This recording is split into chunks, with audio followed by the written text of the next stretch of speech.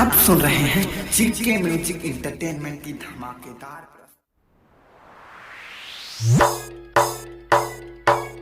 दिलवा के छाना कहाँ पकौड़ी हो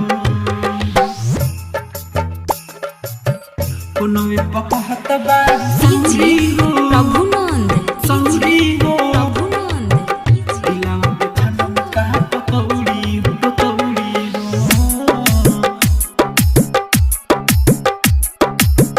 दिलवा के छाना कहाँ पकौड़ी हो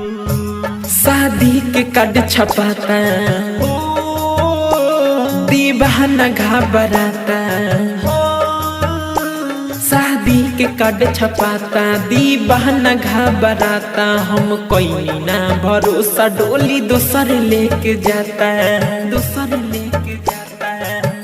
फोनवे पकहत बाड़ू सहुरी हो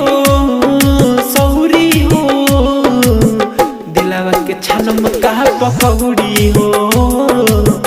फोनवे पकहत बाड़ू सहुरी हो दिलवा के छानम कहाँ पकौड़ी हो दिलवा के छानम कहाँ पकौड़ी हो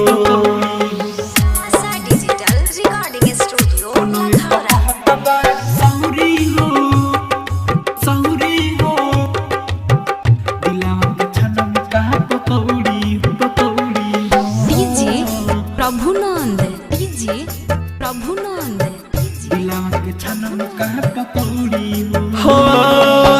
कलू भाई ना रहल जाता दिलवा के दर्द ना सहल जाता कलू भाई ना रहल जाता दिलवा के दर्द ना सहल जाता रतिया में खूब हम रोइले बैठी दुआरी राह जोइले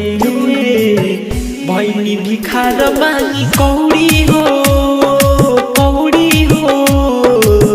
दिलवा के छानम कहाँ पकौड़ी हो फोनवे पकहत बाड़ू सहुरी हो दिलवा के छानम कहाँ पकौड़ी हो दिलवा के छानम कहाँ पकौड़ी हो फोनवे पकहत बाड़ू सहुरी हो दिलवा के छानम कहाँ पकौड़ी हो डीजे प्रभुनंद डीजे प्रभुनंद दिलवा के छानम कहाँ पकौड़ी हो जहिया समय से तोहर आइल बा मिठू बसंत पागल आइल बा जहिया समय से तोहर आइल बा प्रेमी अंदोल पागल आइल बा गोविंदा के पूछलू नहाल के चल गइलू बिटुआ के टहल के प्यार कहलू मरलू हथौरी हो दिलवा के छानम कहाँ पकौड़ी हो फोनवे पकहत बाड़ू सहुरी हो